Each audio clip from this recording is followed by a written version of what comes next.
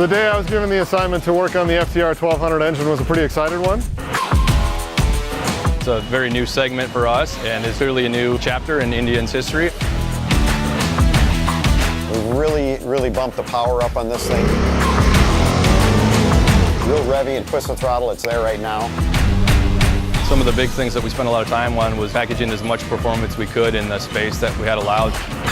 The powertrain team worked heavily with the other members of the group towards to get the airbox volume we needed to meet our horsepower.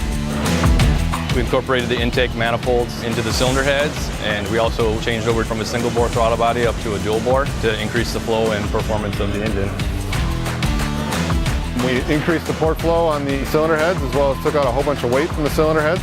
And we also took a bunch of weight out of the valve covers by going to magnesium and redesigning them to a single piece. We increased the displacement. The FTR1200 is running 1203 cc's. These are some new high-performance pistons for us with higher compression ratio. So the FTR1200 engine makes the power a lot higher RPM. It's in the 120 horsepower range.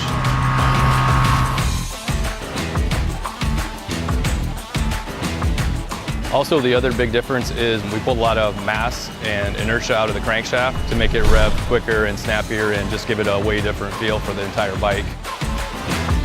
With the low inertia crank and the new cal and the higher rev limit, it's very snappy. It loves to lift that front tire in second gear, so it's been a blast to ride.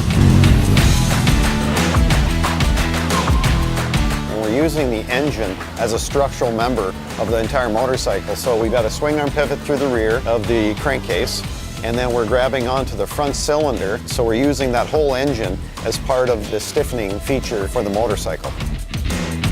One of the nice things about the FTR1200 is the flat torque curve. It's very linear, so it makes the power you need, and it also comes on whenever you want it. I really like the additional power and the peakier rev. It just feels really snappy and it's fun to ride.